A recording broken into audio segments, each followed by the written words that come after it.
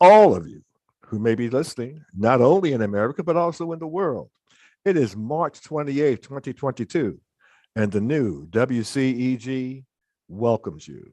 This program is Issues and Answers, and I am your host, Norman A. Carter Jr. On your computer or smartphone, you can view or hear us by typing in WCEGTalkRadio.com, or in your browser, hit enter, and on the next screen, click the live stream tab, and you'll be right there. Or on your smart TV, just click the YouTube icon and search for WCEG Network, and then look for Issues and Answers, and you'll be right there. Now, WCEG stands for Worldwide Community Empowerment Group. Our programming goal is to leave you a little bit more informed and more empowered than you were when you tuned in. Our motto: we speak life into the community. You may like us on Facebook and view us live. Follow us on Twitter, and you can view us there today too. And on Instagram at WCEG_talk_radio and at WCEG Network. Now, the topics and opinions on Issues and Answers are those of moi, Norman A. Carter Jr., and my illustrious guest, and not the WCEG Network. So don't be a knucklehead. Leave my boss alone. This is my show.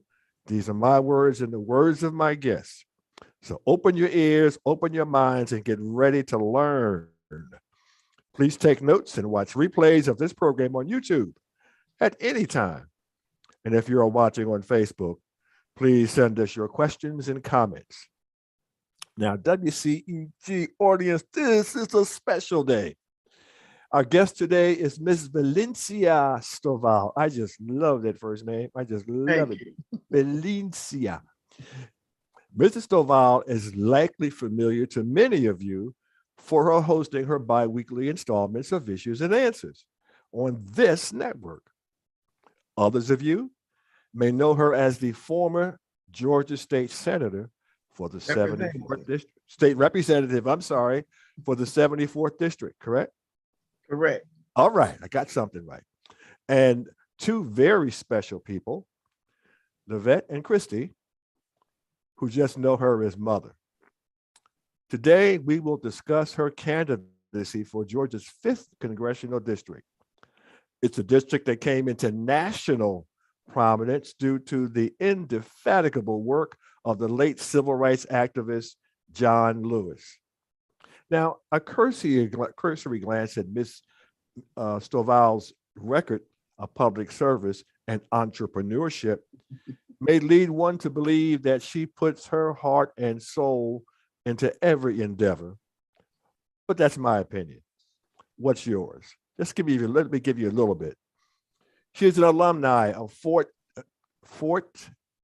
Valley State College and Georgia State University. She's a successful businesswoman who has continued a family business for over 30 years. She's a managing partner and chief financial officer of Stovall Enterprises Incorporated. She is a proud participatory parent who has been a PTA president, secretary, and treasurer of the Atlanta Council of PTAs, recipient of the Apple Core Service Award. Now, in 2012, she was elected to represent Georgia's 74th District in the Georgia House of Representatives, where she served for 8 years, if I'm correct. Yes. And during that time, she accomplished the following. Instrumented capital infusion grant for $45 million for local governments, authored and passed legislation for video cameras in classrooms for special needs students, authored and passed legislation designating March 21st as Single Parents Day in Georgia, co-authored legislation for teacher loan forgiveness, perfect, authored legislation to overhaul state education funding formula and seat time, and there were policies, I kind of messed that up. She co-authored legislation for charter schools reform. And as mentioned earlier, she was a social activist and host of Issues and Answers on this here network. Welcome, Ms. Stovall. Sorry if I talked too long there. Oh, no problem. Thank you. I appreciate it, Dr. Carter, for this opportunity to be able to interview with you as a, I don't know if the proper word is a co-host, host, friend, host, or being that we're Yeah. both on Issues and Answers. So. Yeah. We're sort of even there. We are a mutual admiration society. Absolutely. Yes. Yes, indeed. I'd like to get into your political platform shortly, but first I want to reminisce. I like that. Reminisce. When we first met, and I think it's when I first interviewed you, you were a staunch independent who left the Democratic Party due to unproductive bickering between the Democrats and the Republicans in state government. But today, you're the Democratic candidate for Georgia's 5th Congressional District. What brought about the change? Well, my views when it comes down to people stayed the same. It didn't matter. As a Democrat, I served as a Democrat for 8 years in the Georgia House of Representatives. And once I left my term of office or tenure as a state representative, I did change my party to independent. And upon the request of so many supporters and people that had saw the work that I've done over the years, asked me to consider running for Congressional District 5 as a Democrat. So to me, when we get hung up with party, whether you're Democrat, independent, we end up leaving out the people. And that's why they asked me to run. And when you even think about the whole issue, even with Senator Bernie Sanders, who is an independent, ran as a Democrat as a president for the president of the United States. Although he was not successful, but many people who were Democrats supported him as a Democrat running. And also, he also endorsed some of them who are currently Democrats sitting in office.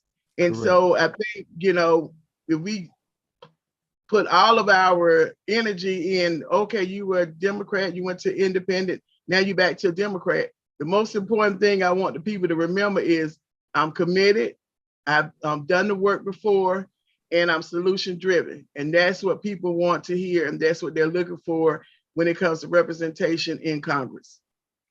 That's great. I was just going to say that this will be the first actual full election for the late John Lewis's position, who is a nationally, if not worldwide, known as he's a hero to many people with huge shoes to fill. So do you feel intimidated by stepping into that position? Definitely not, because I've had the experience, like I said, being a state representative for 8 years, and not only having to make sure that my district in 74, which is in Clayton County, was taken care of, but also thinking about statewide issues. So to me, it's a duplicate just on the federal level, and so I don't feel intimidated about being able to go into that position, because there are other issues that are new issues that, previously we didn't have to worry about, like the coronavirus and how it has affected what we're doing now. And so we have to look at how do we come together more as a community to make sure that we are finding the right solutions and allowing those who are the experts, who are knowledgeable, to be able to practice what they're knowledgeable in. And us understanding that a lot of things are going to have to change, with the coronavirus. It definitely uncovered a lot of things that we already knew were inadequacies, but now we have to come up with solutions. And that's where leadership comes into play. One of the things, and I'm not involved in your campaign, I'm just quoting facts, that I haven't seen from other candidates or in their bios or whatever, is that your interests are not just within the urban settings of the Congressional 5th District, but you've also authored or supported legislation for the farming communities in Georgia. Can you talk a little bit about that? even though that might not be part of the 5th Congressional right now.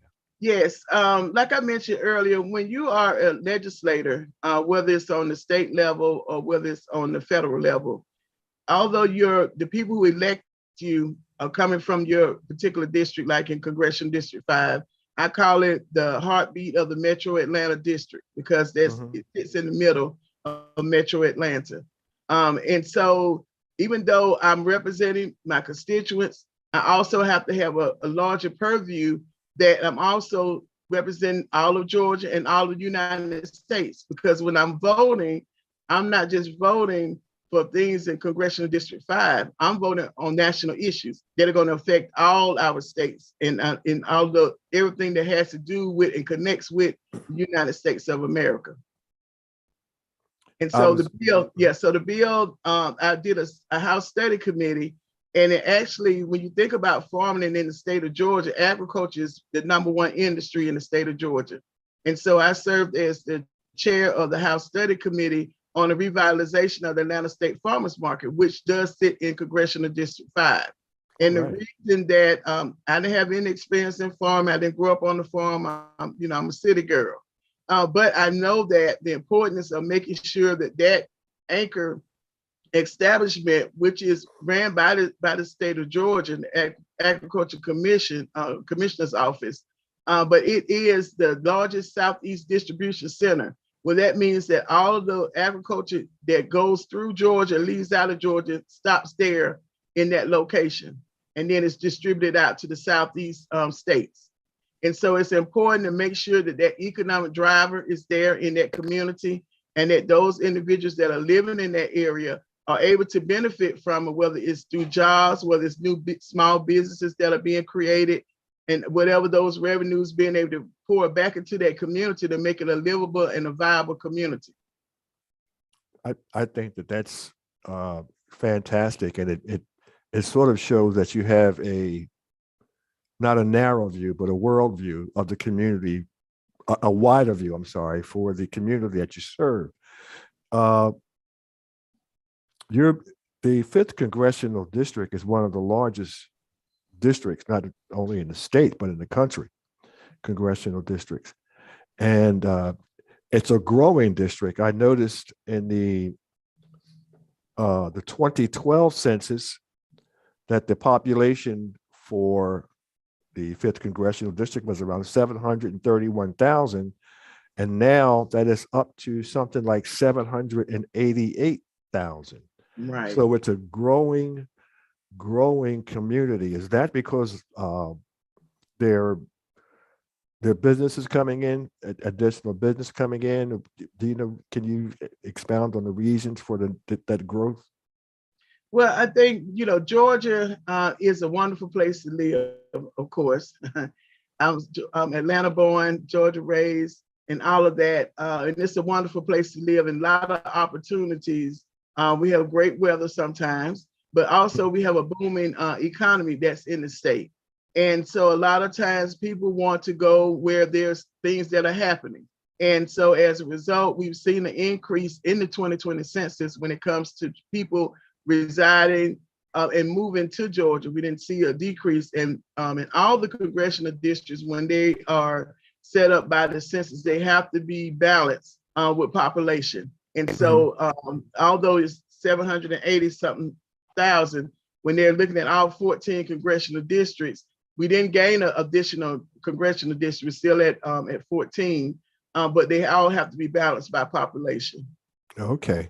But it is the most diverse as well. And I think that also contributed to the growth. You have the heart of Atlanta, which is all of Atlanta sits in Congressional District 5. You have a portion of Forest Park and Conley in Clayton County, all of Hapeville, all of East Point, a portion of College Park, and then heading north, you have a portion of Sandy Springs, North Druid Hills, going into DeKalb County, the Emory area, part of downtown Decatur, Southwest DeKalb corridor, and then of course it comes back and swings back into Conley. So it's a very large metro area type of district, and it's very diverse. You have people from all levels of income, all types of ethnicity, that lives there, that common people that commute into that area as well, that may not live there, but they're out actually commuting to come and work within the Congressional District 5. There are, this goes back to the population. Ms. Nakima Williams in the special election, who happens to be one of your competitors right now. In fact, she is the incumbent now due to that special election. She won with 301,000 votes. How do you make inroads into that? That's a huge number to overcome. So, yeah, most definitely. It's a huge number, but also there are many factors that are involved in it. This particular district is majority Democratic district. And so it's already known, a given fact, that whoever the Democrat nominee is that makes it out of the primary is going to more than likely win the race because of how the development of the particular district is. mm-hmm. So that is what contributed to that large number of votes. There was not a race where she had a primary election that she was primary. So that makes a difference. So there's no comparison to that. So we're looking to make history to show that, hey, when you're a person that hasn't had the experience and about the people, then we'll let the people speak to see who they want to send to Washington, D.C. to represent them. All right. One of the other things that's coming up now, I was looking over the candidates and doing a little research, and I hate to bring up other candidates' name, but it is what it is. You're going to know about them anyway. Republican candidate for the position that you're running for, he states that one of his passionate issues is crime, and I bring that up because I know that you have an interest in that also, but also we've had this movement in Atlanta for a portion of Atlanta to succeed or to segregate itself from Atlanta because of crime. So what are your feelings about that? I mean, they put a motion through and they voted on it and it was defeated, but that sentiment is still there among a lot of people who believe that they are above the status to be called Atlantans. Right. I think that still comes back to uniting together for the cause. And of course, crime is everywhere. We've been knowing that crime is an issue even in the areas that are lower income, more prevalent. And it's now started, of course, to shift to other areas. My platform, I know we're going to talk about it later, but since we're on this subject, it kind of falls into it. It's the buck, the book, and the ballot. And which I first heard those phrases from the late Mayor Maynard Jackson, who was the first African-American mayor to be a mayor of any southern city. And so my dad served as his community liaison for both terms of office. And so I got a chance to hear those phrases many times. And the way I framed it with the buck is economic rejuvenation. And that means that we have to look at ways to be able to impact our community, especially Congressional District 5, when it comes to economics. Crime sits right into that framework. And when you look at crime and the number of students and young people that are actually being found, that are actually being perpetrators of the crime, they fall in a very young age. There, you don't see a lot of them that are adults. You're seeing a lot of teenagers. And what that tells me falls into the next one, which I said is the book, which is Reimagining Education. There are several things that are going on. Those students don't have a focus as far as what their future is going to hold for them. So some kind of way we have failed them as a community, not just the school system, but as a community as well. And so we have to find out, how do we reimagine education? How do we reset it up to make sure that those students that are now falling into the life of crime, we can stop them before they get there? And then even those that have gotten into crime, what is it that caused them to get there, that we can kind of hopefully reset them so that they can be able to be back into society if it's, of course, if it wasn't a real harsh crime. being able to, to resell them back in. And so when you talk about crime, it's a lot of things that are involved in it. It's just, they don't just happen. It's almost like you have it, I can't get it because I wasn't prepared to get it. So I'm gonna come take it from you. And so we have to, look at what is going on there. And even with the ballot, voter education, we have to also be educating our community on what is the responsibility of elected officials to hold them accountable so that those policies and these programs that even the one I mentioned, can be put in place and that they're actually being effective. So, my answer to that is, yeah, there's an issue with crime. And yes, there was a segment of the community that said we want to break away from the city of Atlanta. But one thing about crime, and this from being being a crime fighter for a long time, that you can think that you stop it in one area, it's going to shift to somewhere else. Correct. And then it's going to shift to somewhere else. And eventually it's going to come back around to what you thought that you were eliminating because you're not solving the totality of the problem. Exactly. And I always found the reasoning behind that as if the leaders of that movement were talking to stupid people, because everybody knows that criminals don't stop at a street sign. And to think that moving it out, to me, and I could be wrong, and I don't want you to expound on it because this is only my opinion, which I'm allowed to give, but it seemed to have racist motivations for that movement too. And that's why I use the word, rather than succeed or secede from Atlanta, I use the word segregate, because to me, it sounded as if the only people who were pushing for this movement looked a certain way. And go ahead. I'm sorry. No, go right ahead. No, and I was going to say that's why you have to look at it in a totality manner. If the individuals who are perpetrator are seeming that they are and looking and appearing as if they're come from one particular race, then what is it that we need to do as a community to make sure that those students have the best start in life, starting early on? Even when you think about the water boys, the young people that were on the corner trying to sell bottled water, that told me, when looking at it, is that there's some entrepreneurship behind those students, because for them to realize that I go and purchase a bottle of water, I have to sell it for more than what I purchased it for. And for them to continue to come, that means they were making sales and making a profit. And they just had, it's a matter of having programs in place to be able to help structure them and use that natural talent that they already have to make sure that they are now doing it in a legal way, and moving forward. Who knows, those are some future millionaires and billionaires, but if they're not developed and we don't take the time to develop our young people, that means our antiquated school system and the system, how we have it set up, has to change. And I think this is an opportune time because of COVID. Everything has been shaken up in the education system, in the healthcare, everywhere. Everything has been shaken up. And this is the ideal time to reimagine how we're delivering education to our students and make sure it's student focused and not adult focused.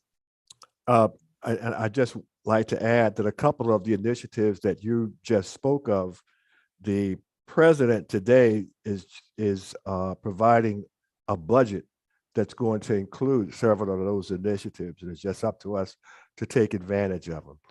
But this plays into my next question. It's novel access of every candidate, and it's not anything directed specifically at you, but we have talked about crime, we have talked about education, and I think this plays into both of them.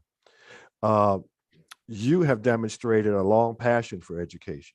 I mean, your record speaks for it for years and years and years, no doubt about it. And it has been proven in criminal court that 4,000 children in Atlanta were deprived of a good education, not by segregation and not by lack of funding, but by a criminal conspiracy orchestrated by teachers and their appointed superintendent. Yet not one education activist, political leader, or political pundit has sought to repair the damage done to these children that we're talking about, who are now young adults. Would you support or author legislation for reparations for these young people whom we can accurately track and significantly aid? We know who they are. And some of these children had no other option but to engage in criminal activity because they were denied an education that the law said it should provide. And this education would have prepared them to join the workforce, these 4,000 children who are now young adults. And they seem to have been forgotten. Maybe there's something going on that I don't know about, but I haven't heard anyone speaking about that. Yeah, and that's a excellent point when you talk about those young people, and that's just maybe even, I don't know if it's just in the Atlanta school system, but that's common around the whole entire area, especially in metro area. And you're looking at the Congressional District 5. That's one of the reasons, and I'm gonna get to answer your question about authoring legislation. The answer is yes, but I believe what the point of view, my first plan of action is looking at those departments that are underutilized. A lot of times there are programs that are in place, like you mentioned with President Biden's initiative, for being able to help. And what I have found is being even on the state level, as a state representative, the information is not getting down to the people that needs it. It's not getting down to those nonprofits and organizations that have committed their mission to make sure that they're serving the people in the area. And they know who they are without, they can close their eyes and tell you who the individuals are and what community they're in, about their families, because they see them and they service them all the time. And I think that being able to support and really strengthen our nonprofits in our communities with these programs, and then lining them up with our technical college system of Georgia, of outstanding job that they're doing, with our small business development centers that are located on every college campus, 4-year college campus across the state, and more specifically in Congressional District 5. But those who might want to go into entrepreneurship, they need that support. And so being able to make sure that we have flexibility in education. So it may be like in the state of Georgia right now, the students that are in the juvenile system, of course, they have opportunity for going to school because they have to make sure they have education.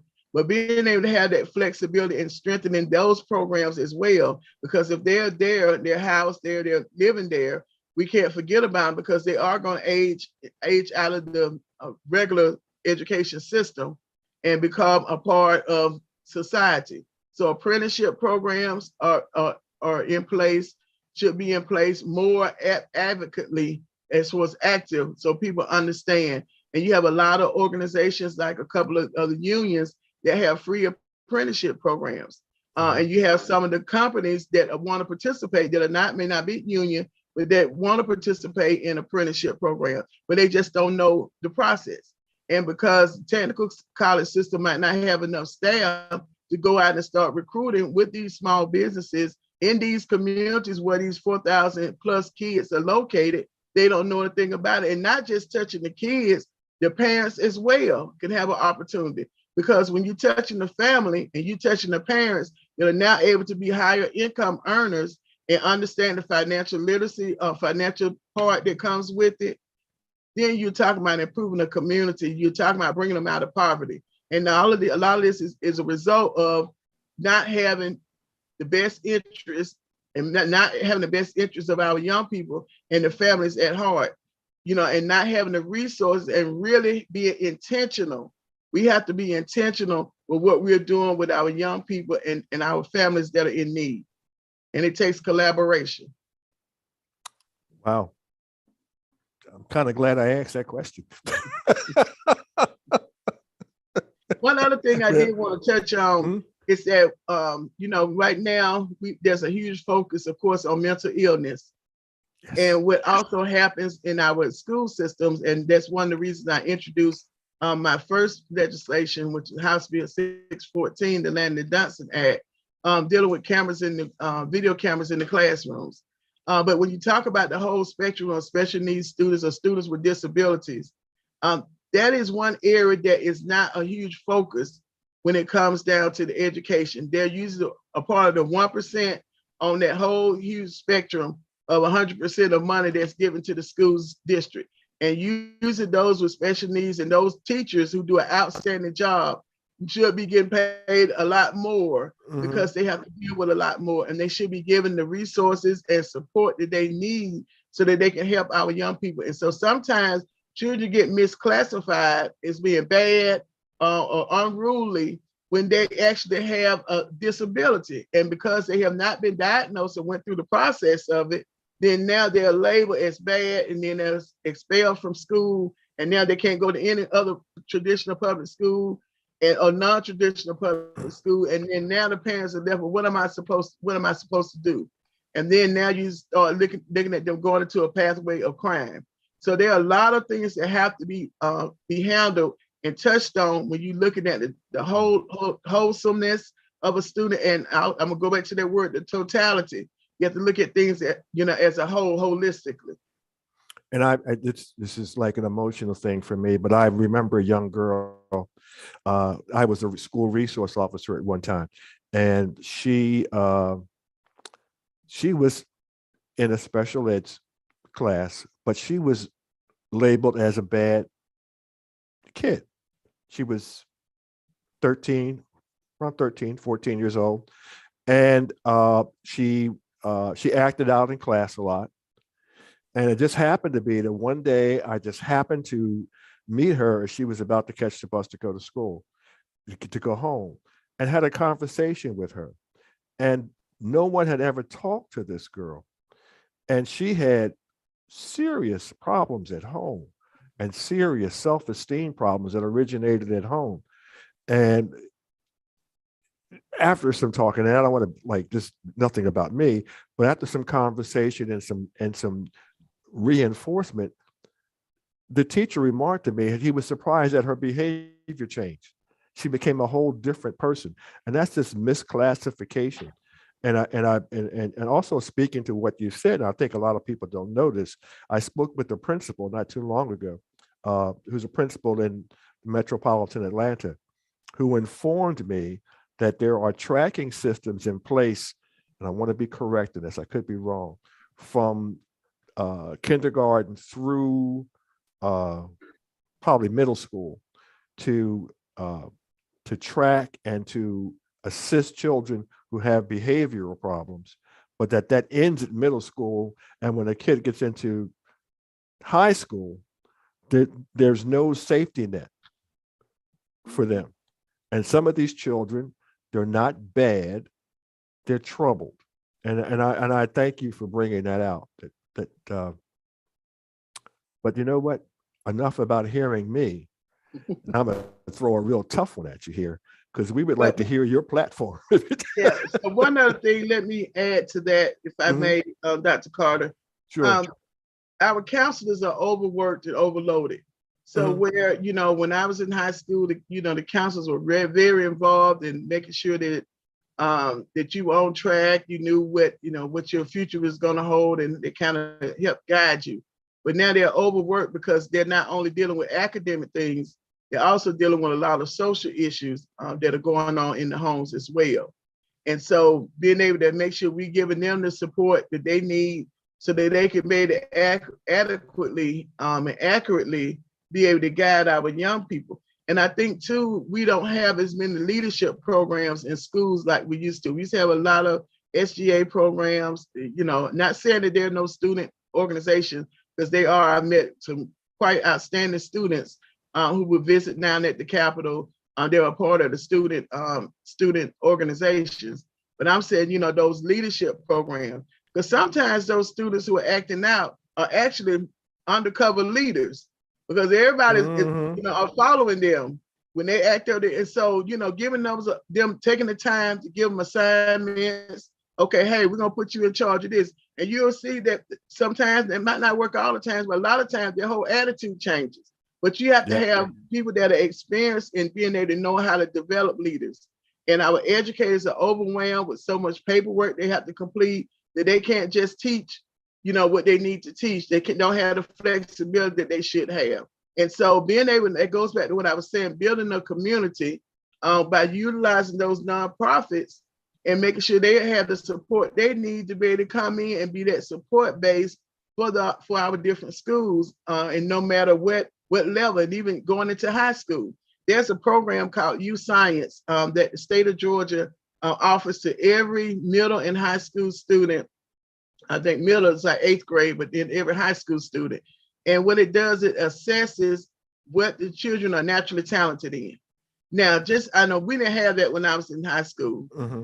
Now, just think if every student was able to take that particular assessment, and you had people that were dedicated to make sure that they are helping them to understand what that assessment says, look how much more now direction they would have about, oh, I didn't know I was good at this. I thought I was, but you mean to tell me all these careers are available for me and I'm really good at doing? And then you start looking at how you change that curriculum track to kind of accommodate what the students are naturally talented in.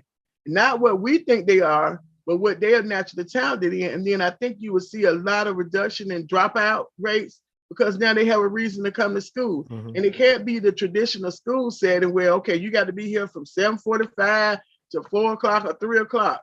No, you got to have some other things that are included in there that are still learning opportunities. Absolutely. Absolutely. We would like to know why, if people haven't gotten the message by now, why they should vote for you. Well, like you said earlier, I'm a native of Atlanta, mother of two.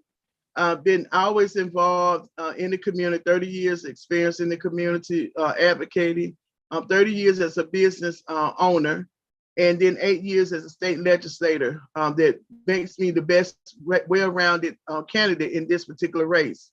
And we need leadership. There's a deficit of leadership in Congress right now that's representing Georgia. And we need someone that's bold, who's accessible, solution-driven, and committed to the people. And that is what my track record speaks on, of things that I've been able to do and accomplish. You need someone that's able to work across the aisle to make sure that the legislation gets passed, and also that's willing to dive into those underutilized departments that many times are the reasons why you have so many complaints from constituents, because they feel like their voices are not being heard and the services that are needed are not getting down to the people. There are so many opportunities, just like they were on the state level, but when you're able to work federal, state, and local, and working with our local elected officials so that they'll know what those opportunities are on the federal level, I think it's going to be essential. And that's what I bring to the table. Fantastic. And I know that you have spoken in the past about initiatives as far as rehabilitation for people who have been incarcerated. And that has always been one of the big concerns I know of my audience. Would you be able to speak to that at all? Yes. So when people have served their time and we look at, how do we rehabilitate them? When they come out, we have to have those, I'm going to talk about resources again, in place so that they can give them the best opportunity of success. That also could include incentives for employers that are willing to hire and give opportunity to those ex-offenders. I think that it's a new terminology now that's being used as well. And so I don't want to offend anybody about the terminology part. And also when it comes down to their family, making sure that the family have access to mental health abilities to be able to talk with someone as well, because now you're talking about a change in that family structure. They've been used to one way, and now mom or dad is coming back into the home, and that could cause a lot of disruption, especially even with our young people, that they end up seeing it as a spillover into our school system. And then those organizations that have dedicated their mission to being able to help acclimate them back into society have to have support as well. And it should not be such a hard task for them to be able to get the support if they have a proven track record. And even if they're new, there's, I think, a phase which you can phase in, that you can do for new organizations and those who've been pre-existing as well.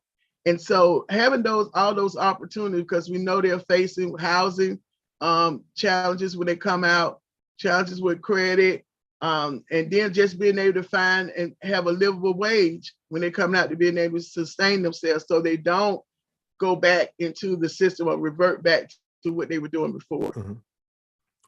I'd like to go in just a little bit of a different direction, but I think it's important. I was reading an article about another metropolitan area, and one of the things that they highlighted as a highly influencing people uh, to move into these neighborhoods or to move into these cities was access to public transportation and adequate access. And I can tell you, as one who was basically an employer for several years in Atlanta, that the current transportation system is not friendly towards working people, particularly those who aren't working the traditional 9 to 5 hours.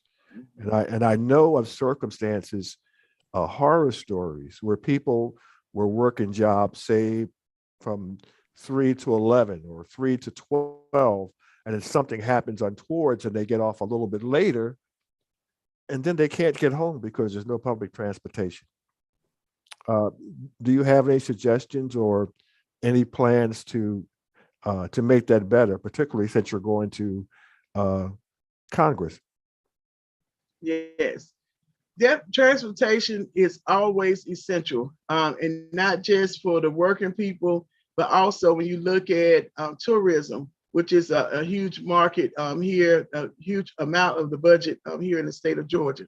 So looking at on all angles and how, and even people that need to get back and forth to the doctor, and being able to have that accessibility and affordable transportation. And so Georgia has done, as our state legislator, I know I was involved in a lot of the discussions, of course, having to vote on pieces of legislation with how changing of our public transportation system. And when you look at those fast growing cities like New York, New Jersey, all those areas where you can just jump on a train and you get to where you need to go without being stuck in traffic. And that's a huge thing here, especially the metro Atlanta area. Traffic, which keeps you in the car a very long time, which also invades into your quality of life, because by the time you get home, you may be too tired to do anything, especially spending time with your family. So yeah, looking at what those measures are on what the state is doing and seeing how we can support on the congressional level for what those things that the state is actually doing and the local governments are doing to be able to expand out. I know right now you have the bus rapid transit, and a lot of the local areas are now building out those transportation spaces. And so being able to support that and making sure that you also hear from the people in the community. Because some areas might say, hey, I don't want that transportation. It brings, crime. I've heard that, a whole lot being down at the state capitol. And then so we have to look at how do you balance that with having availability and the convenience of being able to, drive to a station or area, getting on the express bus, being able, and now you have the express lane and being able to get to where you need to get. So even if you're on the bus, guess what? You're able to work on your computer. You're able to listen to your electronic device, whatever it is that you need to do that you can't do while you're driving. You're not supposed to be doing while you're driving. So those things that are going to be detrimental, not detrimental, it's going to be contributing to our community, especially in Congressional District 5, because it's so robust and everyone is either driving into it or in the afternoon, they're driving out of it, going home. Yeah, that has environmental effects also, if we would ever get a public transportation system in it. And I always said to those people, and that was one of the things that shocked me when I moved here, is that criminals don't ride the train and they don't ride a bus. And that it's sort of a fallacy to say that public transportation is going to bring crime into your neighborhood, especially when our population is getting older and older and older. And many of these older people are no longer able to drive, but they're able to access public transportation. And those communities who don't have public transportation or adequate public transportation put their old folks like me at risk. So I think it's something that really needs to be revisited. And I understand that metropolitan Atlanta is one of the few transportation systems in the country that does not receive state or federal funding. And that's just amazing. You can't exist that way. But anyway, I digress. We must go on to other things. Is there anything else that you would like to inform us about your platform, your political goals, your dreams for what you perceive the 5th Congressional District should become or maintain? Yes. So healthcare is another area that we have to continue to focus on because of long COVID that a lot of people are now affected with because, with our healthcare system. We have a shortage when it comes to nurses and doctors.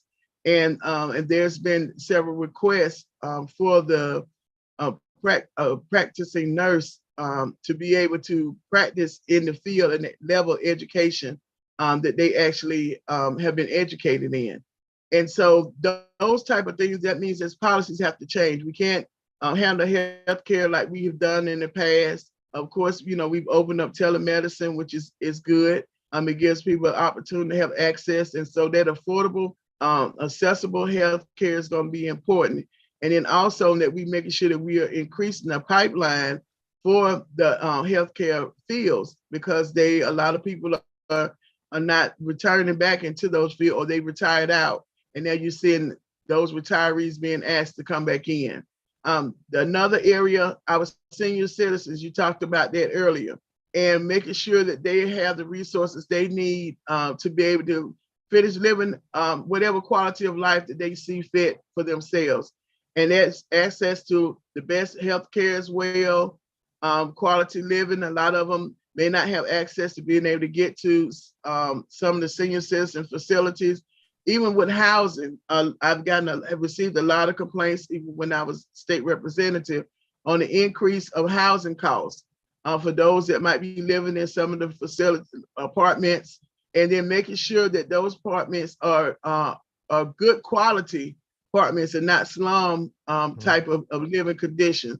Because sometimes with senior citizens, some people feel they can get over on them because they're not going to say anything. Even having access to the best quality of food.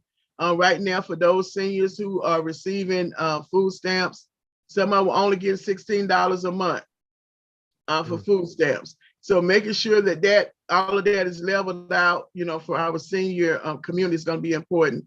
Making sure, of course, the veterans are always on the table for the sacrifice they've made for our country. And it seems like when they come back, they're not treated as fair as they should. And so I've been a co-signer on a couple of pieces of legislation as a state representative, dealing with our military community, and even with their students being able to now have to transfer into schools here in Georgia, and making it a lot easier for them. So we talked about justice reform. The people with disabilities is another whole area that are overlooked, especially when it comes down to making sure that they have all of the medical assistance that they are in need of. And sometimes having to go through the state, go through the federal government with making sure that they are able to assess all that is available to them. And sometimes they don't know, but they need, even making sure they have an advocate for making sure they have what they need, because they're the least ones that are actually looked at.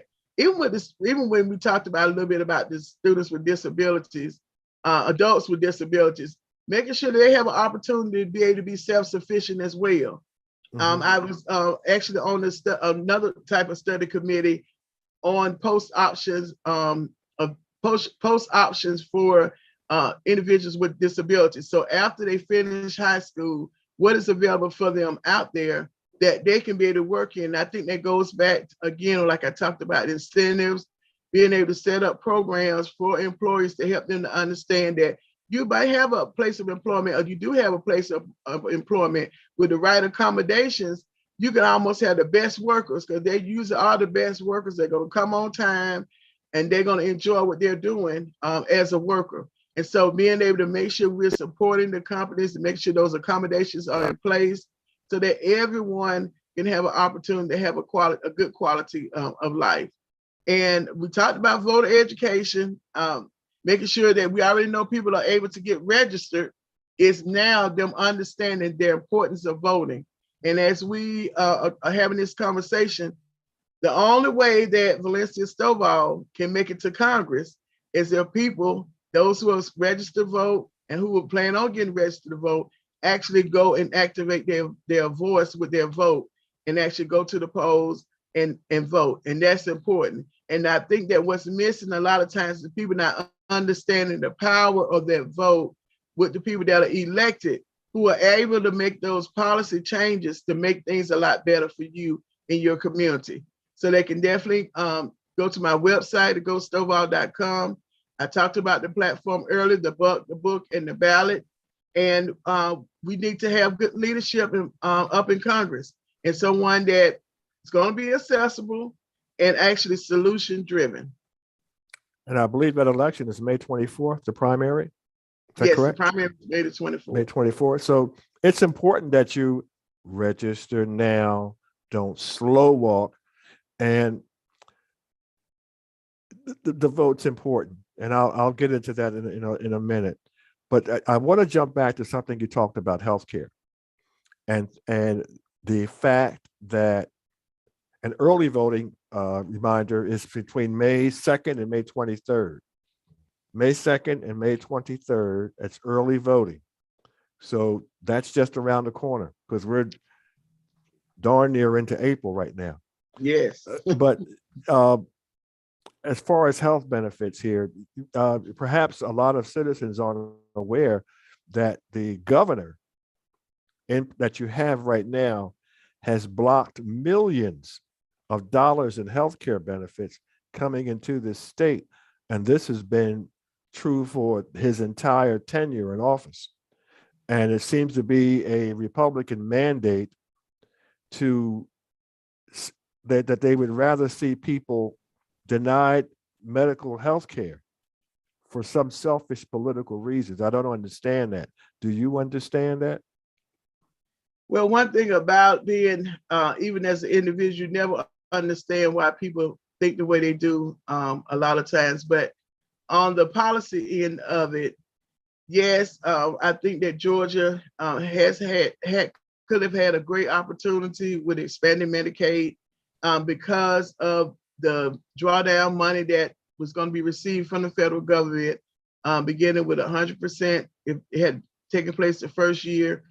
I think it went to like 80% the second year, and then the third year went down to 70%.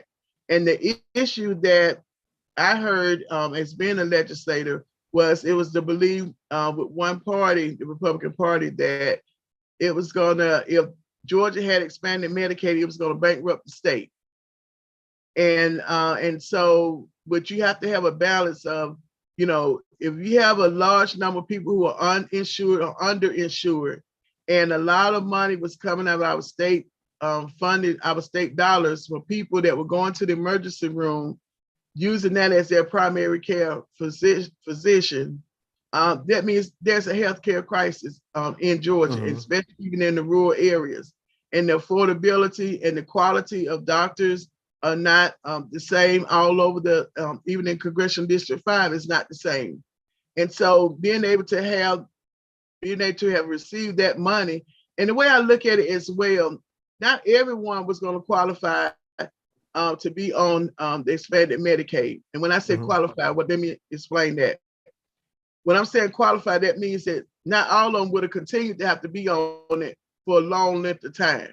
So say, for instance, those individuals that could have gone through, I talked about earlier, the apprenticeship program or training program, that would have automatically increased their earning wages to make them to be able to apply for and afford their own company health insurance. Then that over years, after that, you don't snatch them out as soon as they start working. But it could have been a gradual process where they could have been removed from that Medicaid role, because now they are earning enough money to be able to afford their own health insurance. And so now that decreases whatever that cost that the state was going to have to put in. But if you're not healthy, you can't go to work. And if a parent can't go to work, guess what? That child is not going to school. Or if that child is too sick, the child's not going to school. That means there's learning loss. And that means that child eventually becomes an adult that's not had a full education. And also, if you're not healthy, then you can't live a good quality of life. How are you going to travel? How are you going to enjoy yourself if you're always sick? So healthcare is very, very important. And it needs to be definitely at the forefront with making sure that everyone has access, and also that it's non-discriminatory. A lot of times, because of your color, you're treated differently when you go to the doctors. And that's one of the things we saw also when I served on the House Study Committee for Maternal Mortality. And that was one of the things that was expressed to us by the experts who were actually doing the studying of why so many women were dying after giving birth or postpartum. I think that the information that we have heard so far from you, Ms. Stovall, has been so informative and so clear, so detailed that perhaps you're giving ideas to your competition. But while we have a few minutes left, do you have any closing remarks that you would like to make? Yes, I definitely need your vote. I definitely want your vote. Definitely need your support. Valencia Stovall as a Democratic candidate for Congressional District 5. You could go to my website, gostovall.com. You can make a donation. We definitely would love your donation of any amount. And also, if you would like to volunteer, you can actually go to the website as well to show the ways that you would like to volunteer. The main thing is using the word of mouth, talking to your friends, your family, your neighbors, your co-workers about this campaign and about me as being your next Congressional District 5 representative in Washington, D.C. And for those of you, and thank you so much for joining us today. And I invite any of your competitors, most of whom I'm sure are listening to this program, that if they would like to come over here on WCEG and expound on their qualifications, I do invite them to do that. As we close out, and as Ms. Stovall just mentioned, the importance of voting, the importance of voting. If you don't think voting is important, all you need to do is look at right now, there's a national movement to restrict your ability to vote. And if your votes were not important, people wouldn't care. People got lynched because voting was important. If it wasn't important, if it didn't matter, people would not have been lynched because they wanted to vote. And the other part of this is that Donald Trump, I'll call his name, he awoke the sleeping tiger. And the sleeping tiger was all those apathetic voters who sat around and said, votes doesn't matter. And then he basically insulted a significant portion of the electorate. And they turned out in droves to vote day after day after day. People were standing in lines. I was in line 6 o'clock in the morning because there were lines of people wanting to vote, and those lines didn't get shorter. They stayed long for days. So people, votes count. We need you to get out and vote. And I don't want to call out certain people, but I've done it before. You cannot be like South Fulton, who, when one of the most important elections in the life of that little city, people decided to sit on their butts and sit home. And now there's so many complaints about, well, we didn't want this and we didn't want that. Well, you know what? You got it because you sat on your butt and you didn't vote. And for the 5th Congressional District, there's a Marjorie Taylor Greene waiting to take over if you don't vote. Now, if that's not inspiration for you to come out and vote, you need to get out and vote, because one Marjorie Taylor Greene is like one too many. And she represents some people who I'm sure are embarrassed by her leadership right now. But you have an opportunity coming up early voting from May 2nd to May 23rd. The election day, primary election day, is May 24th. You have an opportunity to let your voice be heard, to let your voice be known, to support the good candidates, the qualified candidates, the candidates that are going to work for you. You have an opportunity to do that. And that's why we have Miss Valencia Stovall here with us today. And she's the first candidate that we interviewed. And I am so happy that I was able to do it right here on WCEG. And thank you for agreeing to participate in this forum. I wish you the best of luck. And I hope that you are able to, and we too are able to generate the votership to get out there and do the right thing.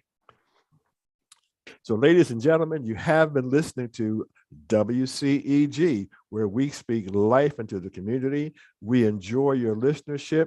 We hope that you spread the word and let them know that Issues and Answers, whether it's me, Norman A. Carter Jr., or Miss Valencia Stovall, is an informative place for you to be on Mondays between 4 and 5 p.m. So thank you all for being with us today, and we hope to see you all in the very near future. Have a good day. Enjoy yourself. Enjoy the sun. Enjoy life. Love, everybody. Love. Take care. Thank you, and bye-bye. Bye.